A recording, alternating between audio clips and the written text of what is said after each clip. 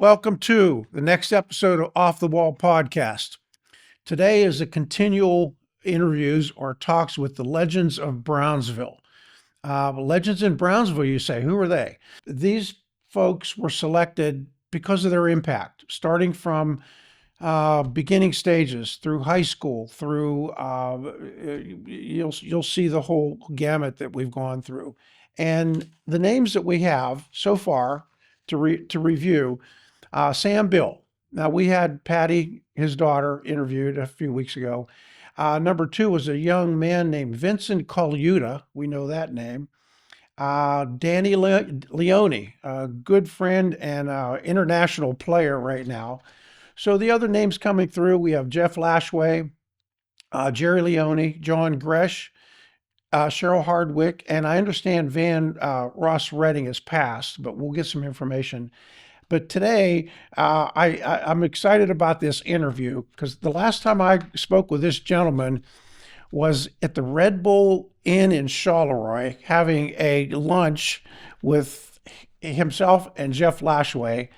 And my next recent is traveling around in his white Dodge van with his B3 and my drum set to various gigs all over through the area. So I'd like to introduce Scott Elias, my good friend. Scott, good morning. Yeah. Good morning, my friend, my old friend. How are you? Old friend, yeah. I'm very good, I mean, Scott. long time friend, Yeah, let's say friend. long time. Let's just say old and get it Yeah. over with. Yeah. Yeah. So, Scott, what we want to do is, and you've heard this too. What's in the water in Brownsville? I've heard this when I was younger. And how did all these players come together in this little area and then spread out? So there must be something in the water. Must be in the river. I don't know. Yeah, maybe so. Yeah, the Mon, right? It's the Mon. Yeah, or 3 Mile Creek, something. Yeah, there's something down there. So I looked up a couple things because we want to approach this so that the younger players and the musicians and your Brownsville friends too, they know what you're doing at this point. So I looked up a couple things on you. Now, I know a lot of stories. We can't talk about some of these stories, Right. but this is a little bit of your bio. So let me read this. Scott Elias, born and raised in Brownsville, Pennsylvania, has a deep connection to music, having played with many talented musicians in the Pittsburgh area. He has worked as a film producer for several years, rekindling his love for music production while composing his own tunes and continuing to play the B3, which I definitely want to talk about, and piano, and proudly identifying as an artist, fan, and industry professional. That's pretty good. But now Scott, here's what you wrote about yourself. Oh no. This is When did I write this? I don't know. I'm not telling you. This is on the Pittsburgh Jazz Network. Okay. And this is probably a couple years ago. It says, about me. This is you. This is great, Scott. Jazz has always been a major love of mine. I stumbled into film production. I've been a film producer for quite a while now. And there must have been a limit on the wording because you cut it really short. Thanks to the talents of some amazing musicians, I'm loving music production again and still attempt to play the B3, which I definitely want to talk about. So what's in the water in Brownsville? Scott, you have had such a great career, moving from the Chuck Stewart trio that we played in. We got stories there. All the way up to Leon Cook, the snowstorm at Snowshoe, if you remember that. So now you've moved. Let's back up a little bit. You left Brownsville, went into the film industry, and then ended up in Florida. I think you were in Orlando. And yeah, not anymore. Not as of about. You just moved. Just about 2 months ago. Yeah, like 2 months ago. But you're living out of boxes, I hear. Yeah, that's exactly right. Yep. So to answer your question, I think it's less about the water and more about the people, because we were very, very lucky. I mean, when I think about it, I think it was just right place, right time kind of situation, because First of all, we had a junior high band director named Dick Schiffbauer. That's right.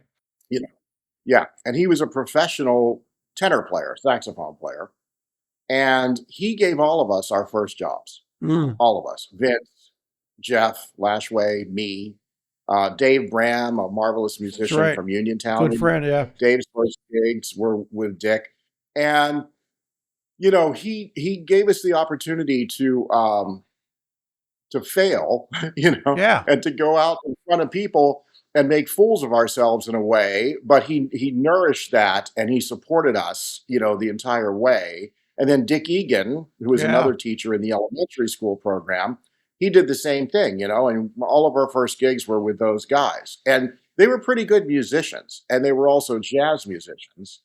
And, speaking for myself, I mean, that's informed virtually everything I've ever done.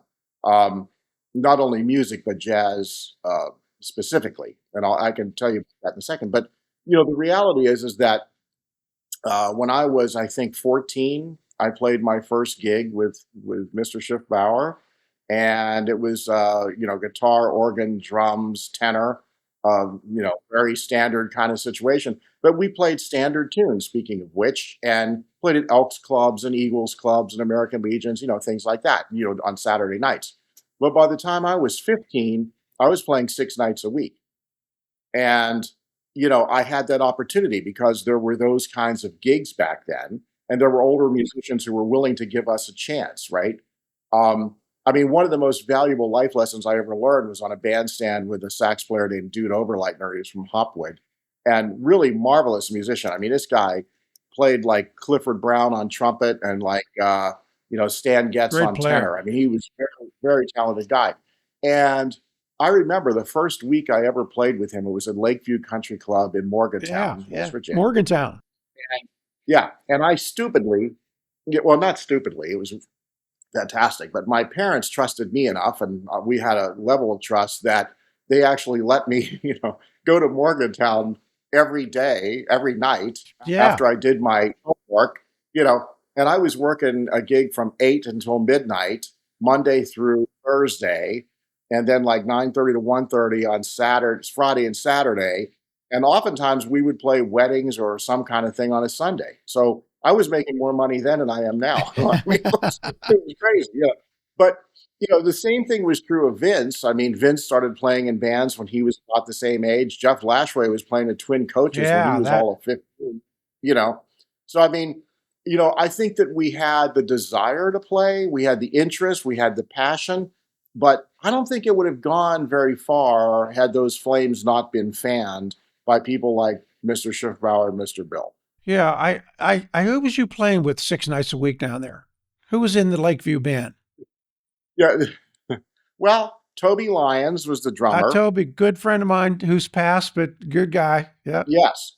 But I'll tell you what, man, Vince even said the greatest brush player in the world. I mean, he Yes. played brushes on ballads like nobody's business. He was a great drummer. And I was very lucky to be with these guys who were not bumbling, No. you No, they know, were serious people. players. Yeah. Yeah. They were serious players. Dude, I already told you about. He could also play a number of other instruments. I mean, he was like almost like a Carl McArelli kind of Yeah. guy, if you remember Carl. Sure. Like Carl, I played gigs with Carl where he'd bump me off the organ and play something that if I didn't know a tune, or he'd play guitar in the gig, or he'd pick up a trumpet and play like beautifully. And what a These player, guys what a were player there. That's right. incredible, incredible. But those are the caliber of people I was working with. So really, it was Dude mostly on sax, Toby, me, and a singer named Bill Zach, who also Sure. that he was a pretty good singer, but he also played harmonica, That's right. That's what and he I knew what know. he was Yeah. doing. I mean, yeah, he could play harmonica pretty well. So that was the group, and they used to play at the Summit in Up on Uniontown the for hill. many years, and they gravitated to Lakeview. And I think their organ player either passed or got sick or something. And then I was all of 15 when they got me on that gig.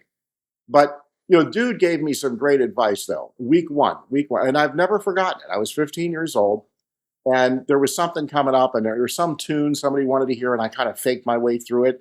But when you're playing bass lines and you got to lay it all down, and you don't know the tune, you have nowhere to go. And there was no guitar player. There was nowhere to go. I was just like listening and making it up, kind of. And I felt bad because I thought I screwed it up a bit. And probably the audience had no No, clue, they right? usually I mean, don't know. no, they just wanted to dance to the song and they wanted to hear it, and Bill sang it, and that was the end of it. But I remember on the break, I was kind of depressed, right? And dude said, "Listen, don't be hard on yourself like this." He said, "In fact, if you want to become a better musician, always be the worst player in the band. Yes. Be the player that knows the least, be the worst player, and that's how you're going to get good." And man, it like hit me like a ton of bricks. And I thought, he's absolutely right. You know, absolutely right. The other thing I learned, by the way, within a couple of weeks, Toby, our buddy, told me, because I was kind of distracted, on the set. And Bill called some tune and I started the wrong tune or something. I don't know, some goofy mistake. And on the break, Toby said to me, "Man, you seem distracted. Are you okay? You feeling okay?" I said, "Yeah, I'm okay." And I said, "But to be honest with you," I said, "I'm kind of thinking about this girl, you know." And, and I The said, "And I'm downfall. having, yeah," I said, "I'm kind of having a situation here. I'm thinking about her and, stuff like this." And he looked at me in the eye and he goes, "Man, let me tell you something." He said, "You do that on your own time, Oh, because when you're on the bandstand, you're about the music. When you're on the bandstand, you don't think of anything but the music. You leave all of the other stuff off the yeah, bandstand, leave all of it away." And I thought, wow, those were two lessons. I think they've stuck with me really heavily because it happened so soon on the gig, right? yeah. But I still remember it all these years later. And Mark, that's been more than 20 years ago. More than 20. Yeah, yeah, yeah. It was last year, right? Yeah, yeah, way more than 20 years ago. Yeah, let's not tell our age. Hey, Scott, No, no, no. that's great because the mentorship you're talking about is what I ran through, what we all did at that point. And to get up there and make those mistakes, for me, it was wipeout. Oh, yeah. How do you play wipeout? I don't know. 16th Yeah, notes. What do you do? right. If you screw it up, you're in trouble. But that's how you learn, and that's what's not being done. We're not seeing that now. And really, the mission of the Mon Valley Academy is to create that. Well, just what you said, that mentorship. So, but let me ask you a couple silly questions now. You started, and I didn't know this, with trumpet. You played trumpet first. Yeah, How yeah, how did you pick yeah. trumpet?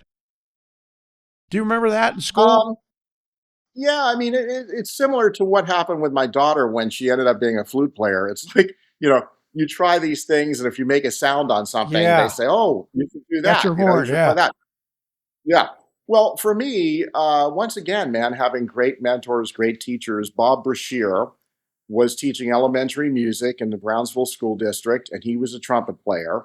I heard him play oh when yeah, we were, and I thought, wow, this I can sounds do that. amazing, right? Yeah, Yeah. And so, when he gave me a mouthpiece and I tooted on it a little bit, and he goes, "Man, you have a good embouchure, right?" yeah. No, I didn't even know what that meant, I don't think. But he said, "I think that your mouth is this and that, and your teeth, and anyway, so I started taking group lessons, I think once a week with him, in school. And then I got very passionate about it and took some private lessons with, I don't know if you remember Augustine Orlandi. Do you remember the Oh no, Orlandi I know the twins? name, but I don't know them. Yeah. Yeah. Yeah, they were both very, very good musicians. And I think it was Angelo Orlandi was a professor for many years at California, at California College. And Augustine taught somewhere else. But anyway, they were good guys. And they were from Brownsville, and he would come into Brownsville once a week, and I took a few lessons from him.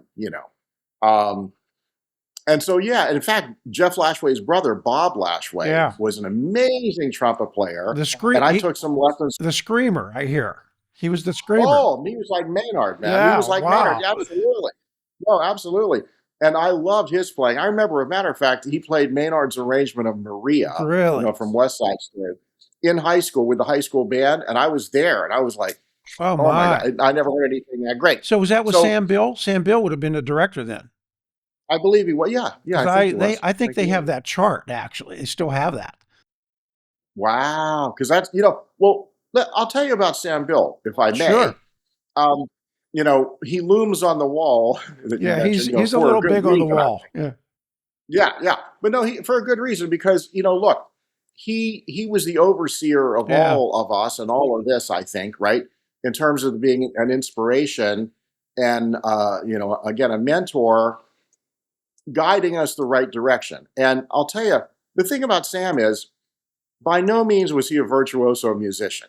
You know, I mean, if he played the clarinet, which I think was his main instrument, he was very good, very good. He was not a virtuoso. He would have been the first to say that. But his strengths were that he was an amazing administrator. And he knew how to delegate. He knew who to hire for what purpose. And the reason that I'm reminded of this is because I mentioned Bob Brashear, because he would hire Bob to do a lot of the arrangements. He would hire a lot of the music stuff. Bob rehearsed the stage band, all that kind of stuff. Those were Bob's strengths, and he was amazing at it. And I remember he had a guy, Lloyd Simpson, who actually configured all of our field routines for the band. Oh, yeah. That was not Sam. That was Lloyd. I mean, Sam, of course, He was collaborated with him, right? overall director. Yeah. Yes. But he got the good people, the great people, to do their thing, and he let them do their thing. Yeah. And by the way, that taught me an amazing lesson too. When I think back on it, I hadn't really thought about it till now. But doing that now, when I'm a producer, I realize, like, man, I got to hire the best camera guy or Sure. camera woman I can get. But I also have to let them do their thing. I can't micromanage because I don't know as much about that as they do. Yeah. That's why I hired them. And that was sort of Sam's thing. Mr. Bill was like that. So he was also a great leader. And I'll tell you a quick little story. Brownsville had been the national champion band. 1969. Right? Yes. 1969. So we went back to St. Petersburg, Florida in whatever year that was. I want to say 72, 73. Yeah. I don't recall. Whatever that was. Yeah. Long time ago. And long time ago. And and by the way, I was 4 years old at the time. So we go on this bus, right? And we're all in these 4 buses, whatever it was. And we went all the way through from Brownsville to Florida. Oh, what a right? drive. Yeah, it was quite a drive. And we stopped to eat, and that was about it, right? Quite a haul. So we get there to St. Petersburg, and it's blazing hot, I remember, right? And Mr. Bill gets off the bus, gets back on the bus, and he goes, okay, suit up. Ooh. And we're like, what? On the bus. We just drove a gazillion miles. He's like, get the uniforms out, suit up. And there was a field, an empty field, not for marching purposes, just happened to be an empty field, in front of the hotel where all the bands were staying from all over the country. And a lot of people like us were just arriving. So everybody's tired, this, that, and the other. Man, we get out of the bus. We're all grumbling. We put those heavy uniforms on, like wool suit. Yeah. Wool suits. It's 100 million degrees. We get our horns and we're like, oh man, nobody really slept well, et cetera, et cetera, et cetera. And we go out onto this field and we did part of our field show. Really? And when we started to play Fool, what kind of fool which am they I? still do. Yeah. Yes, with those high trumpet trills, we started that out. Everybody stopped. I mean, I remember out of the corner of my eye seeing everybody stop. All the band kids from all over the place, all the parents, all the guests, all the tourists just stopped. And they were mesmerized. Like, what are these guys doing? Yeah. Right? And we did part of our marching formation into a concert formation and played whatever tune we played. And everybody felt that energy. We did too. And we just like blew everyone away. So when we finally packed up and got our stuff off the bus, right. As I'm walking through the hotel, no identifying marks on me now, right? But as I'm walking through the hotel, I could hear kids from Alabama, New Jersey. I could hear the accents, and all of them were saying, "Did you hear that thing?" Wow, there's Brownsville. Yeah, they're from Pennsylvania. They're from Brownsville. Well, isn't that amazing? And thank you to Sam Bill. What a call! What a call! What a call! But that's a leader, man. Like it's like, let's go get them. Let's show them what we're made of. Yeah. Right here, right now. Yeah, that's it. And I guarantee you, it's sort of like a football move. Like, it was so demoralizing. Yeah. So I think a lot of the other bands just gave up. Like, we can't compete with them. Yeah. Yeah, right. That's right. That's all psychological. But what a call he did. That's great. It was a real hero move. Yeah, that's great. Hey, Scott, let me ask you this, because I got a list of questions here. I'm going. First We'll off, get through 3 or 4 of them. First off, thank you for Anna and Kayla. You know, we should mention them for supporting you. I have a Yeah, Kayla. that's I have true. a Kayla also, so that's pretty good. That's your wife and daughter. How did you get from? Because I didn't know you then, of course. You know, I knew you from keyboards and piano and all the gigs we did. How did you get from trumpet to piano?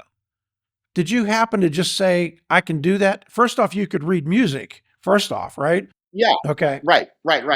Well, that again goes back to Dick Schiffbauer, I have to say, because and Dick Egan, because we had an old rickety upright piano in the junior high band room, and Jeff Lashway was a genius pianist even then. I mean, just genius. He had studied classical music. Yeah. He could play as even in 7th grade or whatever. I mean, I met Jeff when I was like 11, and he was a monster Back musician, then. Yeah. piano player.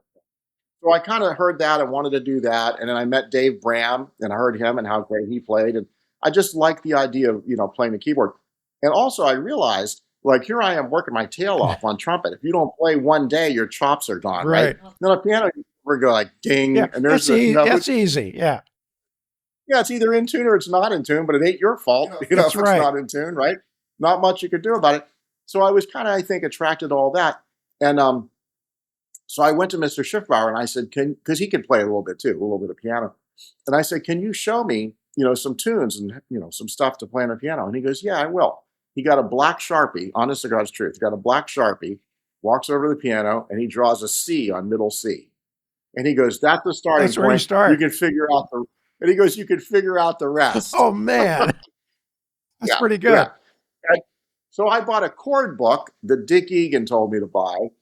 And I devoured it, much like Vince did with his rudiments. The Haskell Har book, yep. He went through the whole book in a week. Yeah. So I kind of did sort of the same thing. I just learned all the chords and, kind of figured it out. And then Dick Egan wrote out Satin Doll for me. Oh, man. That's great, too. Just the lead sheet, and the chord changes. And he goes, start with that. That's a pretty good easy one. tune. Yeah. Yeah. So I started playing that, right? And I started just listening, which is a major lesson those guys taught me. It's like, particularly for jazz, it's all about listening. Yeah. It's like learning that language, right? So I immersed myself in that language very happily because I just was attracted to it, and it spoke to me, so to speak.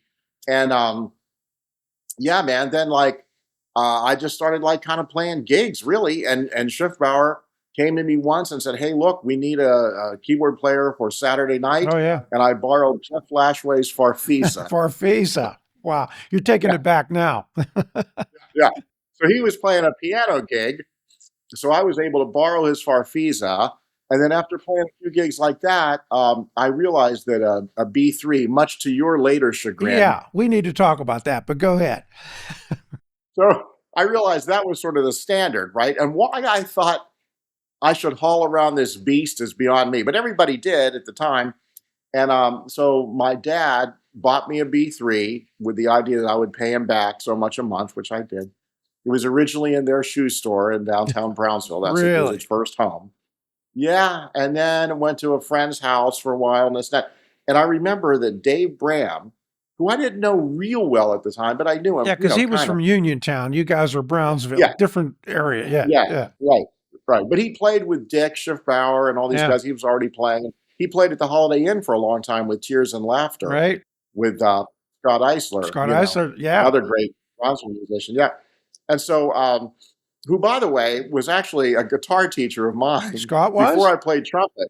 Yeah, before I played trumpet, I thought I wanted to play the guitar. I didn't know that. So he lent me a guitar, and I took lessons for a little while, but I sucked. It was just, I couldn't. That would be another interview with Scott's relations, because that whole Tears and Laughter era is really, it'd have to probably be X-rated, but it's okay, Probably so. But he was a great guy. Yeah. Very talented guy. So, let's see. So where was I? Oh, so Dave Ram. So Dave Ram came. Go ahead. How'd you get to the B3? That's when go ahead. Well, it's because I saw everybody playing B3s, really? like all the people I liked, and I was attracted to the organ. and all the people I like Jimmy Smith, Don Yeah. Patterson, Group Holmes, everybody played a B3. So I thought, well, that's what everybody has. That's what I should get. Oh, So when that's simple. when I first hooked up with you, Scott, and I was from another world and rock and roll where I came in, kept hearing Jimmy Smith and Groove Holmes and who are those guys? Yeah. Do they work in Denora? I don't know where they work. I don't know what they were. And then I listened a little because I've learned a lot from you. I really did. I did over the years. And interesting how you, Dave Bram, Kenny Maruzzi, some of the Mickey Sharp.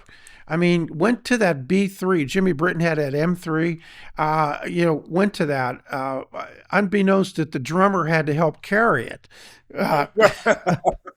That's okay. That was the unwritten Yeah. rule. Oh yeah. Thanks. My chiropractor loves you. Yeah. Right.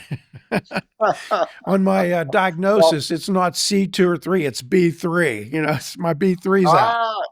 There you go. There you go. Yeah. It hurts. So, but Yeah. that was Well, I have a ruptured disc right now.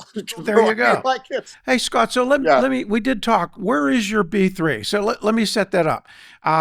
When you left Brownsville, I know you called and you said, "Hey, what are you doing?" As I don't know, and I think you called Jimmy Britton and Dave Bram, and there was another one, and you wanted to carry your organ out of your house, which it's on a hillside.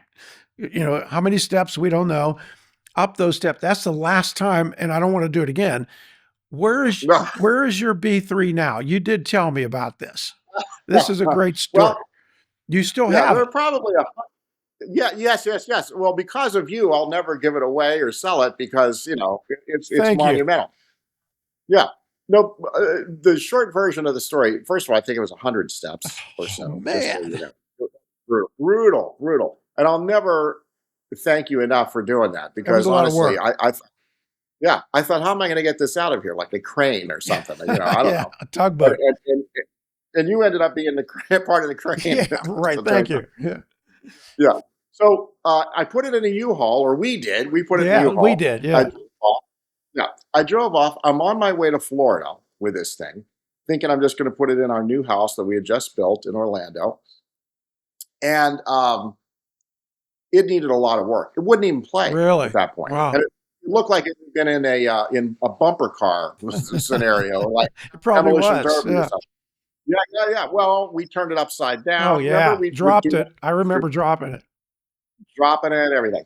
So as indestructible as those things are, mine was just so old and had been neglected and whatever. So anyway, I called my buddy Joey DeFrancesco, greatest organ Sure. player in history, in my opinion, or one of them anyway. And I said, look, man, I told him, I said, I have my B3, my beloved B3. I want to get back into it. I want to at least make it playable and, get it to even look good if I can. Who could do this for me, right? And he goes, well, dude, there's really one guy I would recommend. And he gave me his name. And I'm writing it down while I'm driving. Would not recommend that, but I did. Yeah. And he said, the only problem is, it was like a 201 number or something. He says, he's in New Jersey. And I'm like, well, I'm going the opposite direction. I'm heading toward Florida, but whatever. So I called the guy anyway.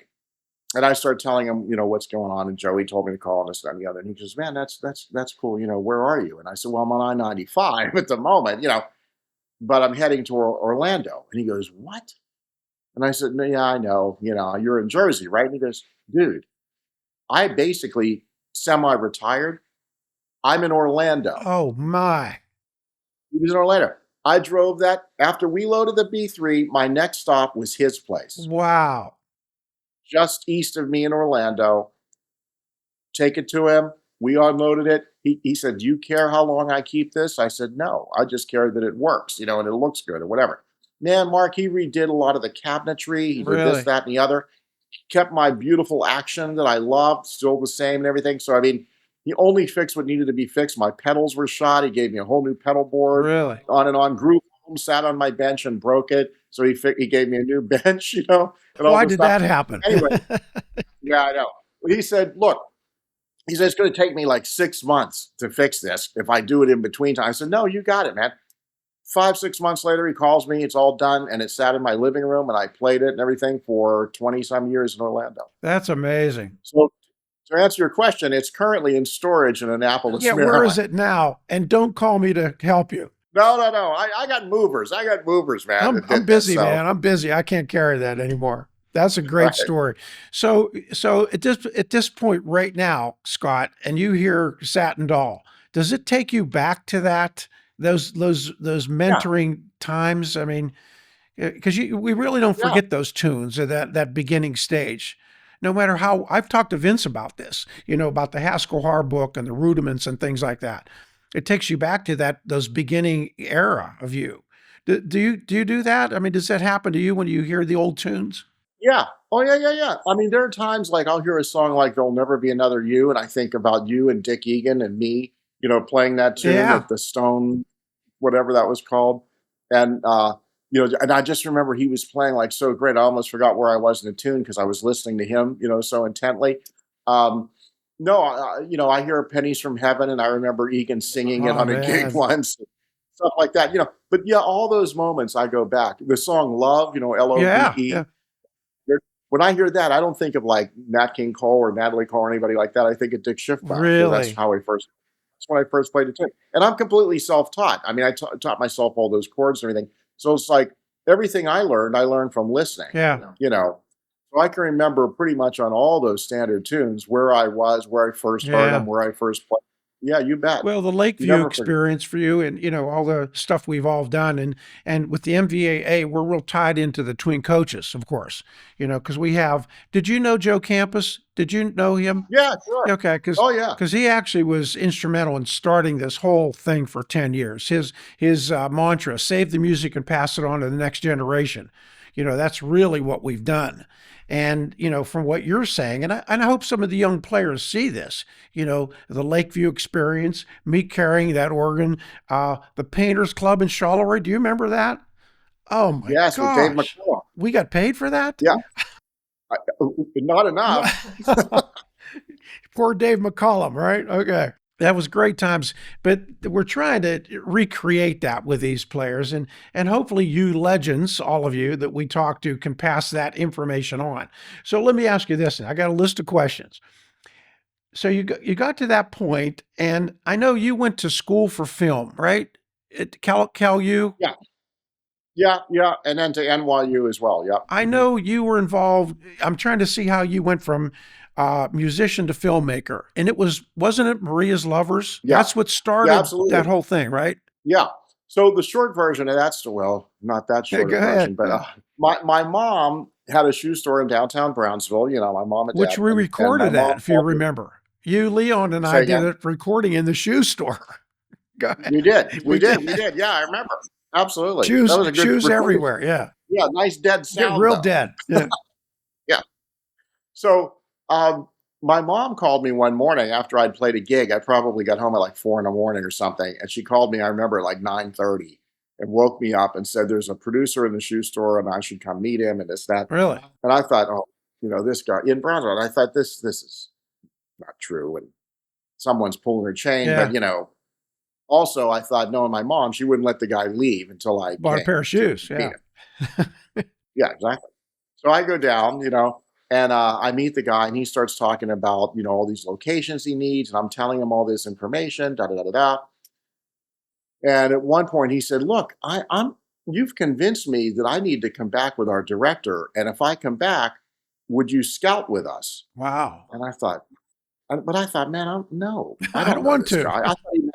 I thought he meant like camping out. I thought he meant like sleeping in Boy tents Scout. somewhere. You know what I mean? And I didn't know him. So then when he explained what scouting meant, I said, sure. I think several months went by or whatever between those times. And I had taken my first couple film classes at NYU in cinema studies, right, in a master's program. And the reason I got hooked on like maybe thinking about film, that's a very long story, but the short version is that in New York, for like $1 or something in those days, you could go to a theater, some really great movie theaters, and see two films, Oh. like feature films. And they had all these films from Italy and, France and all the stuff that I had never seen, never been exposed to. And I realized for the first time in my life that film is art. It's not Oh. just entertainment. You know what I Yeah. mean? It's sort of like music. It's like you can play pop music and you can play for people to dance, this and the other, or you can play classical or jazz or something that is obviously an elevated art form. So when I realized that, I thought, gee, I like this stuff, and so that's why I started taking a couple of classes. When I met the director who ended up directing Maria's Lovers, I'd already seen all of his Russian films, Oh, his Soviet films. So so he and I got along like so you had that in the gangbusters. bag. Yeah, okay. Had that in bag. So that was right place, right time. So that was number one. Number two, when he realized I was a musician, now here's the to answer your question. I was playing some gigs in Pittsburgh. I don't remember who I was playing with at the time. Maybe Leon or And maybe George oh Saranovich, yeah, sure, sure. drums. Yeah. But anyway, I remember he came to one or two of my gigs and he started requesting these Duke Ellington tunes. Oh, And I thought, well, that's kind of strange, but we knew them, so we played them. Hip tunes, like. So then it was after that that Andrei Konchalovsky, the director, said, look, can you get music together to be in our movie? It's supposed to be in the 1940s. That's why he was requesting all these tunes from the 40s. oh, He said, can you band together? He said, you're too young, but can you get older musicians? Do you know any who could play? I got uh, Carl Micarelli to play accordion. I got Joe Anastasia to play oh, sax. Joe, yes. A great guy named Mr. Antonucci played violin from Brownsville. I got all these guys together, and they're supposed to be like what a makeshift band, a pickup band back in that day in like 1946, what they would look and sound like. Yeah, So I wrote like little arrangements, and he said, "Can you do this in 3 months?" And I'm like, "Yeah, I did it in about like a day." mhm. You know what I mean? I was so excited, and I got the band together. We rehearsed and all this stuff, and I was so excited.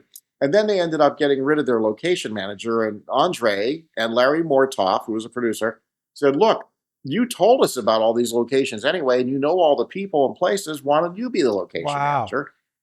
Had no clue what I was doing, but those guys were kind enough to show me the Show you the ropes, ropes. and Yeah, that's how I started. But it was all because of music that I started to do that. sure. And it all goes back to like Sam Bill and Lakeview and everything, all your history, that you were able to pull that together. That's great. Yeah, yeah, yeah.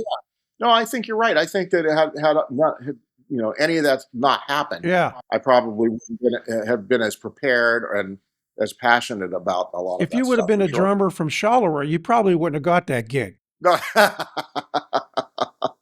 You never know. Ah, you You never never know. know. You never know. That's funny, Scott. So your travels now, uh, what's the future look like? I mean, you now moved again, and you took your B3 somewhere that I'm not unloading. You're still in the film business. Do you see yourself playing again? Well, as you may remember, I started a music label, I right? do. Several years ago.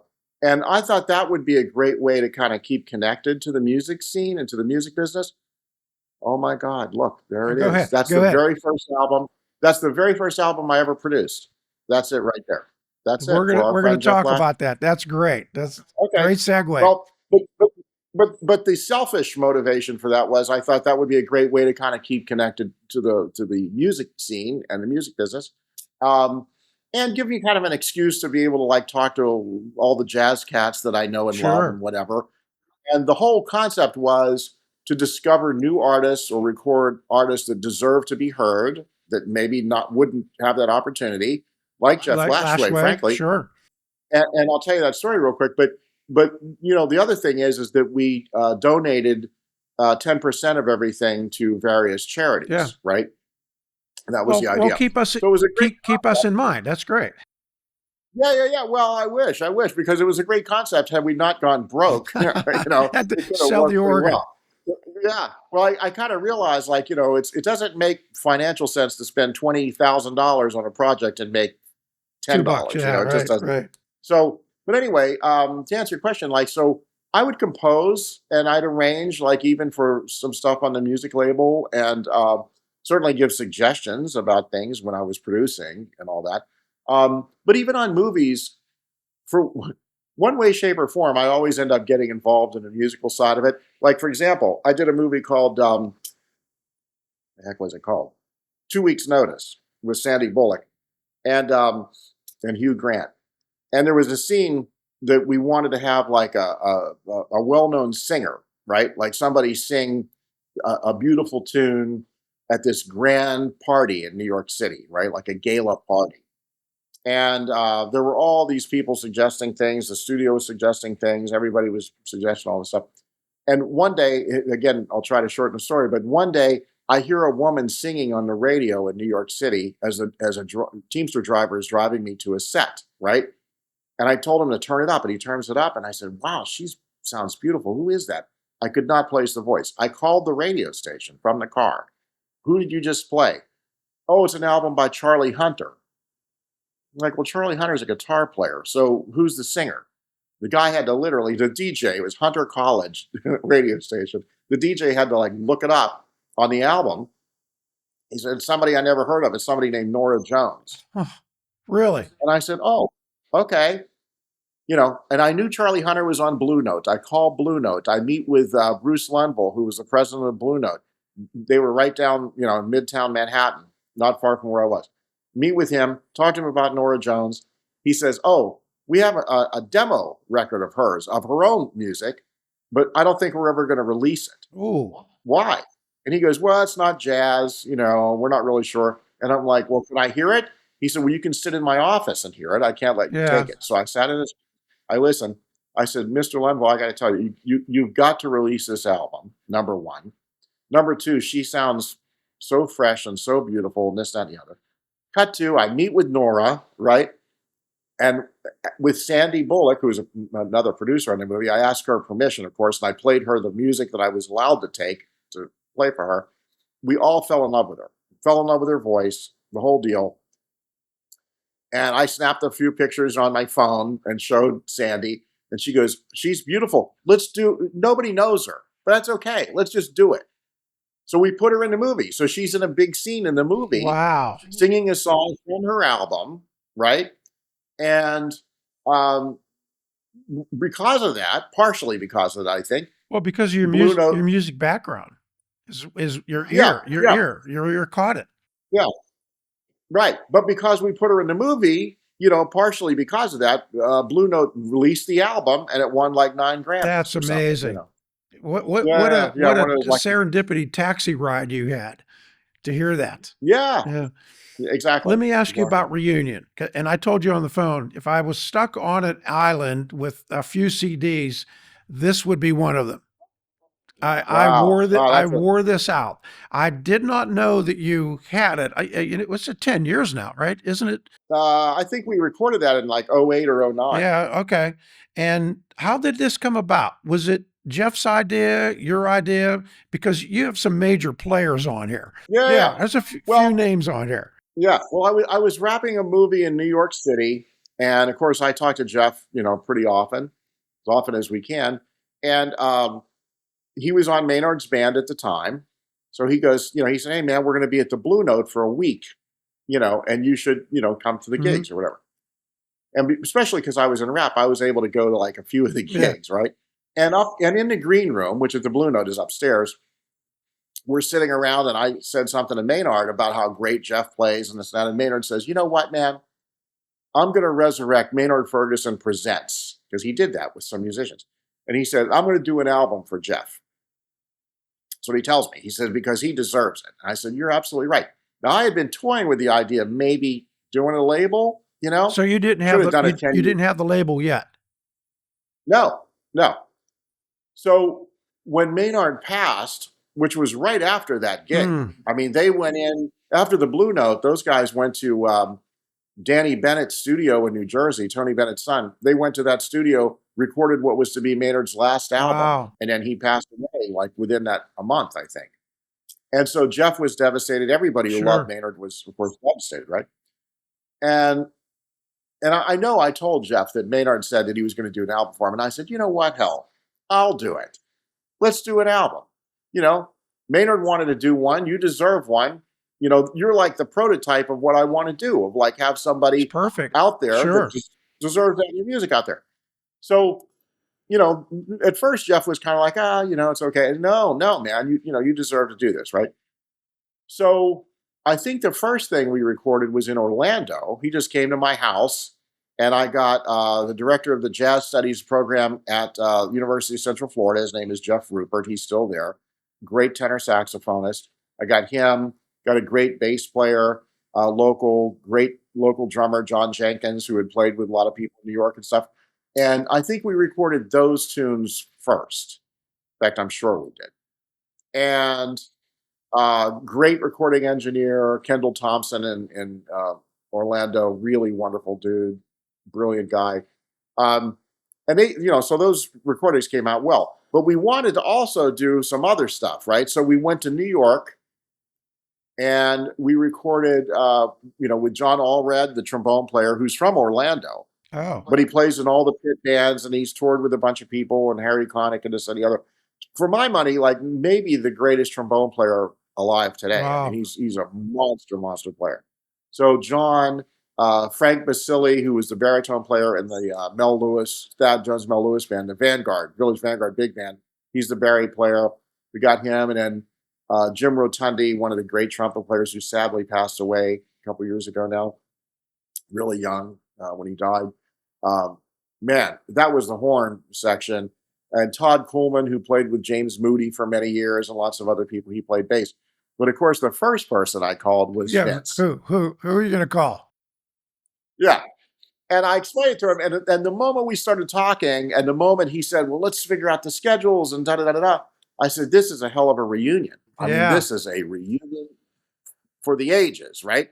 Because really, the three of us were the Three Musketeers. I mean, we all have other great friends and all that stuff. But the core at Brownsville High School, Well, certainly, it's it was the three it's of us. Brownsville. This could be called Reunion Brownsville. Yeah, Brownsville reunion. Yeah, exactly. So that's how it started. And then the schedules all worked, and Vince came in, and we recorded all these tunes, Okay. right outside of New York, and I think we did it all in a day or two. I mean, it was almost like a live gig, just recorded, really. So I talked to Vince a little bit about it, and the one that cuts that he's on, were they like rehearsed? Were they impromptu? Were they one take? Man, I want to say like a lot were one or I don't think we ever did more than two No, takes it on sounds anything. like a band gig. Just like a one take. That's it. You're winging it. You're done because it's Yeah, that live, which is great. yeah. Right, which is what we kind of wanted. We wanted that extemporaneous kind of thing. And Jeff wrote some really good charts. Like he Yeah. wrote all the horn charts. He wrote, he sketched out stuff like even on say Gingerbread Boy, that we did kind of a fun thing. And what I think Jeff and I kind of did together, um, we kind of wanted to come up with different ways to do tunes that maybe Jeff wanted to do, like Doxy, the great Sonny Rollins tune. Most people do that as like a mid-tempo swing thing, right? And we did it as like a samba, like an up-tempo samba, and broke up the melody and all of that, right? And I don't even know if we wrote any of that out. I think we just talked it through and did it. Um, so yeah, it was really, really fun. And then the other thing I have to mention is, speaking of reunion, so um, Vince was on the road with Jeff Beck a few years before this, and he sent me a photograph from his drum stool, right, with his phone, just snaps it from his drum stool. So it's the band is in front of him, Oh, because you drummers are always up behind. And there's like 100,000 people at this thing. And he goes, look at the crowd we played for in Japan, I think it was. So I get the photo and I text him back and I said, I'll be doggone if it doesn't look like Anna, my wife's cousin, in the in audience. front of you. No, singing. Oh, And Vince goes, no, you don't know this guy. And I said, who is he? And he texts back and says, I'm telling you, you don't know him. And I said, is he from Nashville? And there's a long pause. And then you see the bubble, yeah. on the text. And Vince goes, who do you think it is? And I said, cousin Jimmy Hall. And Vince is like, what? That's my wife's first Oh cousin. my gosh. So Jimmy Hall sang with Jeff Beck for years. He's on a number of his albums. Really? Jimmy Hall's the music director for Hank Williams Jr. And Jimmy Hall had the band Wet Willie in the Yeah. 70s. So Jimmy's very talented, right? And I'd only met him a couple of times at this point. Anyway, because Jeff accompanies singers really well, and we wanted to have like a little vocal component on the album, on Reunion, I called a wonderful singer named Kevin Mahogany, great jazz singer, right? And Kevin agreed to do the album. It was just, again, a matter of scheduling and all that, right? Right. And sadly, Kevin had a stroke and Oh, got really sick, and he subsequently passed away. So my wife says, "Why don't you call cousin Jimmy?" cousin Jimmy. And I'm like, Sure. well, "Yeah, yeah," but I'm like, "Jimmy's a rocker, man, and Jimmy is also like, Southern rock and all Yeah. that stuff. What does he know about? I mean, he can't Yeah. swing, you know No, what I mean?" no, he can't. He's not Anyway, allowed. yeah, right, right. So she said, "Call him, call him, call him." So I call him. And I start describing everything, and he goes, "Man, I'll tell you, my daddy, he listened to Count Basie all the time, and I listened to Joe Williams." He said, "Man, I'd love to do that." And man, so down here on the ground, Yeah. that's Jimmy Paul singing, and I mean swinging his butt off, right? Oh, it's And then great. he also sings, yeah, and then he sings the song Louisiana 1924, which, by the way, I forgot about this. We recorded just piano and Jimmy on that tune in Nashville. Really. That album was recorded in Orlando, 3 different New places. York, Yeah. and Nashville. Yeah. Mhm. Yeah. I have Yeah. one question about the photo that Vince sent to you. How does he play and have a phone? What does he have? 3 arms? Yeah. How did he do that? Did he have it in his mouth? I mean, I got to know that. That's a very good That question. is But a ver- Vince has a knack for like pushing his glasses up and still never missing a beat and all that stuff. I mean, there's a famous story when he auditioned for Zappa that Steve Vai, Yeah. the guitar player, tells, when he says that Vince was actually eating sushi while he was That's a auditioning. classic And he would story. like take Yeah. the sushi and keep playing. Yeah. Yeah, that's a great story. Hey, so the reunion, is there going to be a second reunion? Oh man, I don't think so. I don't think All so. right.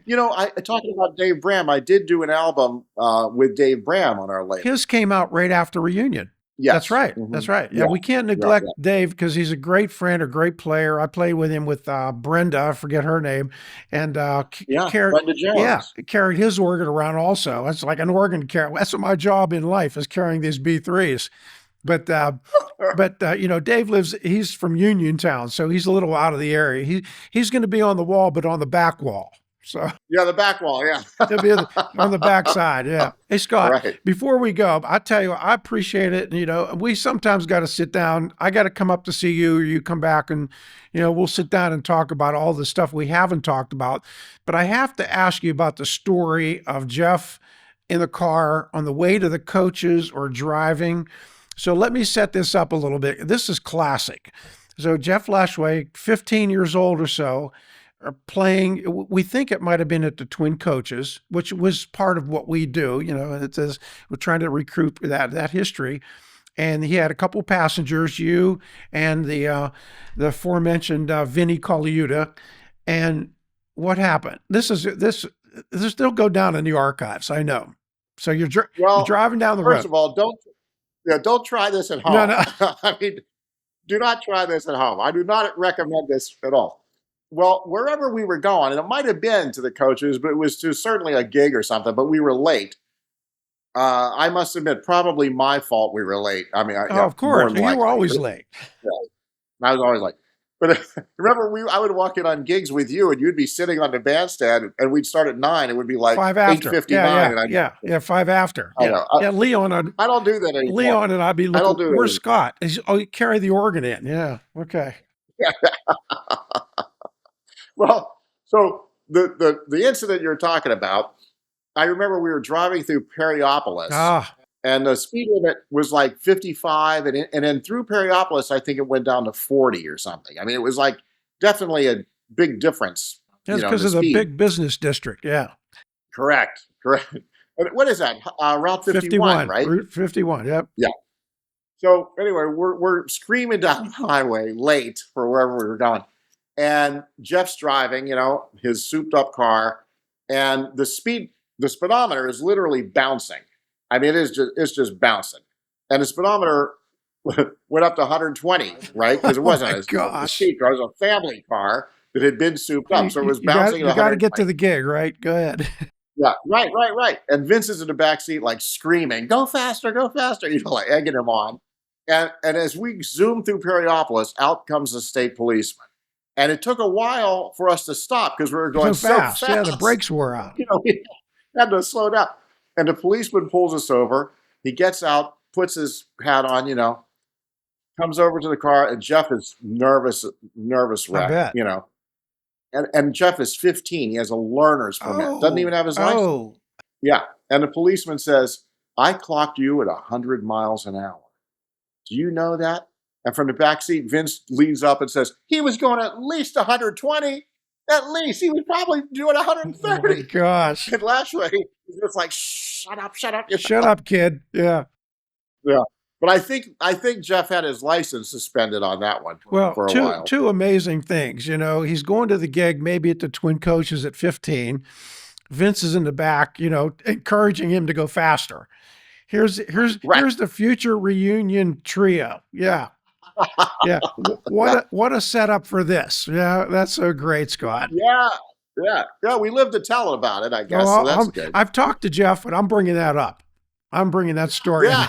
in. So You should. You that's a should. good one. Hey, Scott, we've talked. We got probably 3 more hours we could talk. I appreciate it.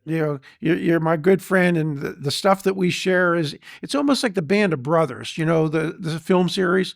We go back, and we all know you guys and the Leones. And yeah, Jimmy Britton, all of our old friends. I mean, we can get together and just go back into the past. So it's great memories and great future. Hey, not too many people have their face on a wall. Yeah. That's Yeah, true. and That's you're true. one of them. Yeah. I think Stalin did, and certain people. But Yeah, but they anyway, weren't musicians, so we're all that's we're all true. that That's counts. a good point. Music rules. So Yeah. I'll Good talk to point, you man. again. I'm sure we are going to try to have a November rededication of the wall. So maybe we can get some plane tickets, or we'll figure that out. I'd like to actually talk to John Gresh, and we talked about a reunion of sorts of all the legends, if we could hook that up somehow. So we got a Wow. great That'd be possibility. fun. Yeah, we can play Satin Doll, like for all, Yes. everybody doing a solo on Satin Doll and break into There you go. Wipeout. That could go on for a Yeah, while. yeah, Yeah. yeah, that would be good. Hey, man, I can't tell you what a pleasure it is to see you. It's been too It long. has So, been. yeah, we'll get together for this and for other reasons for Yeah, sure. this is a good excuse, and at least you're on the wall, and I know where you are. That's right. And You'll look at me yeah, anytime you and, want. and Yeah. Scott, don't call me to carry your organ. I'm not doing it. I'm out. No, I am done. I promise. I won't do that. I won't Thank do you. that. Call somebody else. Scott, we always say we'll see you on the bandstand. Thank you, buddy. Sounds good, See brother. you later. Thanks, man. Love you. See Take ya. care.